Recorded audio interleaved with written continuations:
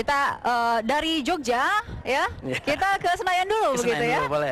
Melihat suasana di Gelora Bung Karno, sudah ada Rohaimi yang akan memantau suasana di sana yang katanya sudah ngantri dari pagi, Imi, betul? Betul, ini aduh di sini Anda di kanan kiri saya ini antrean sudah sangat panjang sekali. Nah, padahal Indi tiket sendiri ini baru akan dibuka sekitar pukul 10 nanti. Namun dari pantauan saya sejak pagi tadi ini antrian tiket sudah dari jam 6 sudah ada yang datang di sini. Pak, ini semuanya pada ngantri tiket nih. Pagi-pagi nih pada datang, paling pagi jam berapa di sini yang udah ngantri nih? Bapak? Saya jam 6 lewat. Jam 6 lewat. Iya. Dari mana Bapak? Dari BSD. BSD. Nah, saya juga tadi ada kabar, Indi, katanya ada yang dari jam 5 itu, mungkin saya boleh moving ke sini ya. Ada dari jam 5 itu sudah datang di sini. Nah, ini Pak, katanya tadi Bapak di sini datang dari jam 5. Itu Bapak berangkat dari rumah jam berapa, nyampe di sini jam berapa? Kebetulan saya dari Bogor. Saya berangkat dari rumah jam 5. Setelah sholat subuh pagi, saya berangkat. Sampai sini jam 6 kurang lah. Jam 6 kurang. Bapak tahu nggak sih sebenarnya ini tiket itu kan baru dibuka sekitar jam 10 pagi nanti. Iya. Kok sudah berangkat jam 5 dari rumah? Iya. Yang pertama sih takut kehabisan gitu. Yang kedua ya demi merah putih lah. Demi merah putih. Rencananya Bapak nih jauh-jauh jam 5 datang ini akan beli berapa tiket? Rencana saya beli 4, Mbak. Beli 4 tiket. tiket. Betul. Untuk siapa aja, Pak? Untuk kawan-kawan. Kebetulan. Nah, Indi, di belakang saya juga nih saya melihat ada 2 perempuan dari antrian sepanjang antrian lelaki ini. Saya mau tanya nih, ada mbaknya yang asik baca koran. Mbak lagi nyari tahu tiket buka jam berapa ya? Bisa lihat sini Mbak sebentar. Mbak dari mana nih? Datang jam berapa? Dari mana? Dari Tangerang. Bisa lihat sana Mbak? Dari Tangerang. Dari Tangerang jam berapa Mbak? Jam 5 lebih. Jam 5 lebih. 10 lah. Oke. Nyampe sini Mbak jam berapa? Jam 6. Jam 6. Nah, Mbak sendiri ini kan udah niat banget nih beli tiket dari Tangerang ke sini, berangkat dari rumah begitu pagi-pagi. Rencananya nih punya prediksi untuk timnas kita mau ngegolin berapa ke Filipina? 21 loh. 21. Kok pesimis banget 21, Mbak? 21 aja cukup. 21 aja ya. Nah, Indi, di belakang saya juga ada ibu-ibu yang sudah juga mengantar. Mungkin bisa jadi ini adalah ibu pertama yang datang. Ibu, boleh lihat saya ke sini? Ibu nih dari mana? Dari Pondok Pinang. Boleh geser ke sini biar nampak di kamera. Ibu dari mana? Dari Jakarta Selatan. Jakarta Selatan. Ibu kan ini ada di antrian baris, boleh dikatakan baris kedua ya setelah Bapak ini nih. Ibu nih datang ke sini jam berapa? Sampai sini? Jam 6:04. Kalau jam 6:04 dari sana, dari rumah. Jam 6 kurang. Cuma seperempat jam kok. Ibu akan beli berapa tiket? 5. Ibu akan beli tiket yang apa? Tribun, VIP? VIP Timur. VIP Timur. Berapa tiket yang akan Ibu beli? 5. Untuk siapa aja Ibu? Suami, anak, menantu. Oh, artinya sekeluarga ya. Ini menarik sekali. Ada ibu-ibu. Ada ibu-ibu yang datang, dia akan membeli tiket keluarganya 5. Nah, semua yang ada di sini antusiasnya sungguh luar biasa, Indi, karena memang tiket baru dibuka itu sekitar pukul 10, namun antrian masyarakat di sini sudah ada dari pukul 6 pagi tadi. Nah, saya ingin mendengar yel-yel dari bapak-bapak yang ada di sini. Bilang dong, go go Indonesia. Imi. Go go Indonesia. Iya, Indi, mungkin itu dulu, nanti saya akan mengupdate kembali ada informasi apa yang bisa saya sampaikan kepada Anda, Indi. Ya, Imi bisa mendengar suara saya, Imi ya? Iya.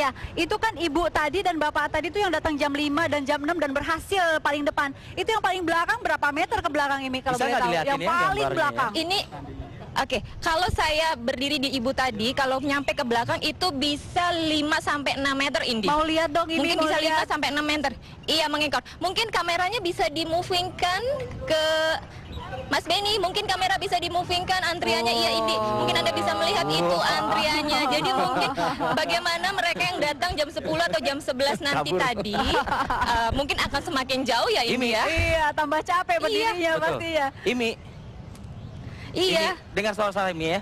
Mi, tadi ada ibu yang ingin membeli tiket VIP Timur begitu ya, sebanyak 5 kartis. Sadar nggak kalau misalnya harganya sudah beda dengan yang sebelumnya loh? Ini sudah ada peningkatan harga loh. Iya, mungkin saya langsung tanya aja ya. Ibu tahu nggak sih sebenarnya kan tiket VIP itu udah berubah harganya? Jajaran. Iya, gimana Bu?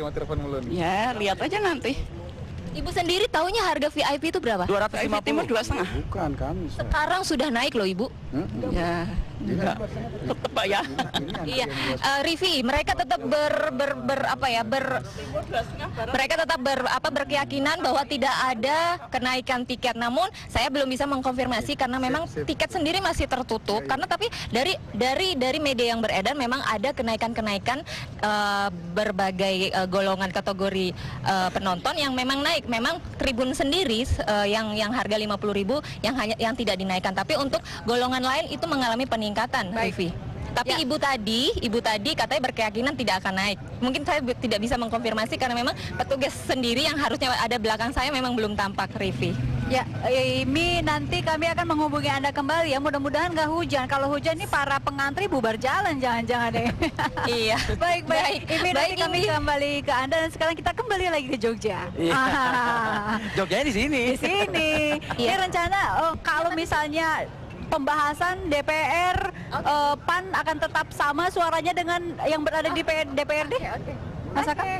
Oke, Mbak, yuk. Jadi ada dua hal. Yang pertama, kemarin DPRD Jogja, termasuk fraksi PAN, itu menyampaikan pendapatnya.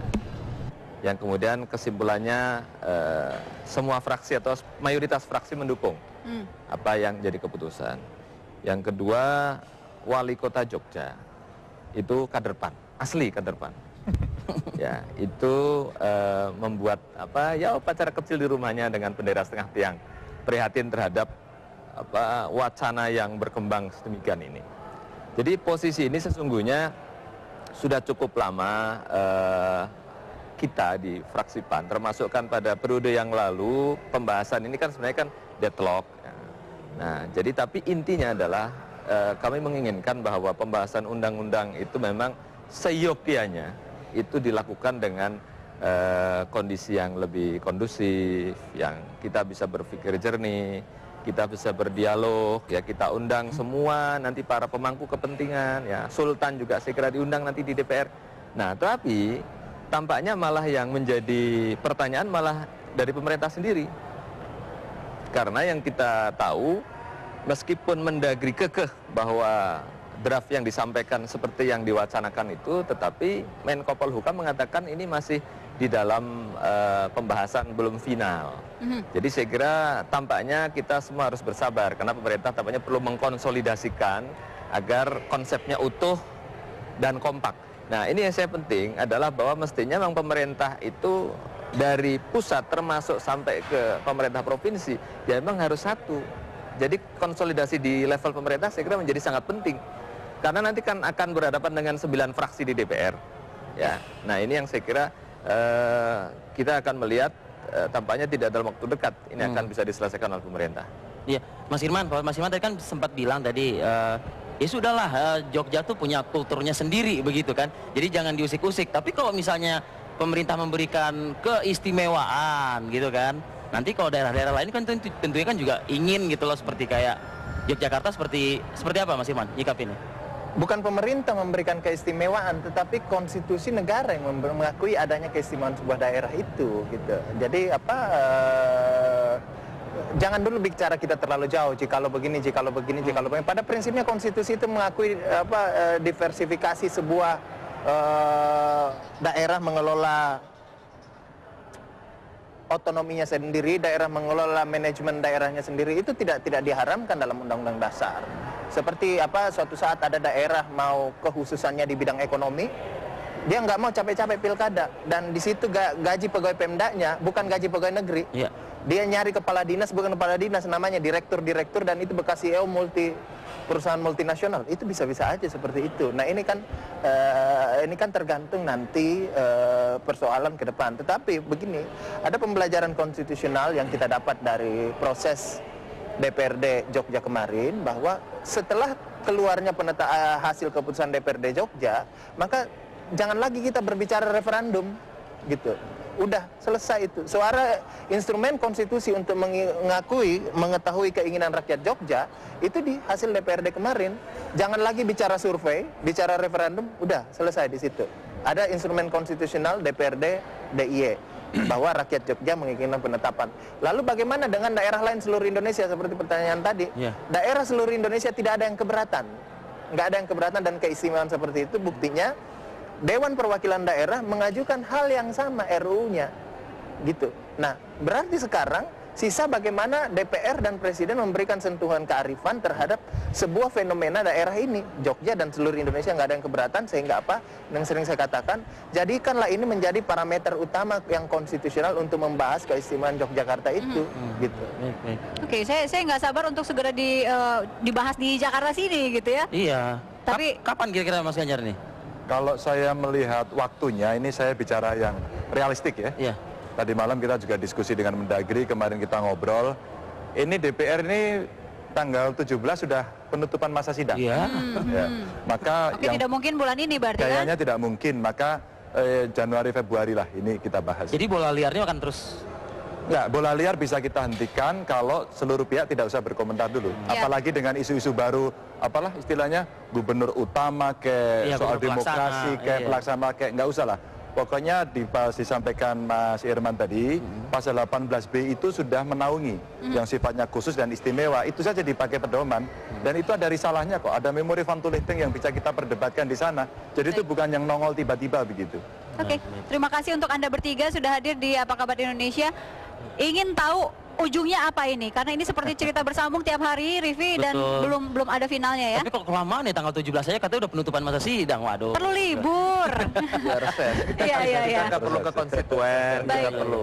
Cuma saya kira yang penting memang kita perlu menghormati lah. Dari DPRD sudah membuat sikap dan pemerintah juga sudah menentukan sikap. Jadi saya kira perlu saling menghormati, pemerintah dihormati, kita juga mengapresiasi dan menghormati pendapat masyarakat Jogja. Saya kira itu yang penting. Sehingga kita bisa enak nanti menghasilkan produk undang-undang yang betul-betul representatif mewakili seluruh elemen masyarakat. Sebetulnya kami juga mengundang pihak Demokrat ya, Rivi ya, tetapi pagi ini tidak hadir.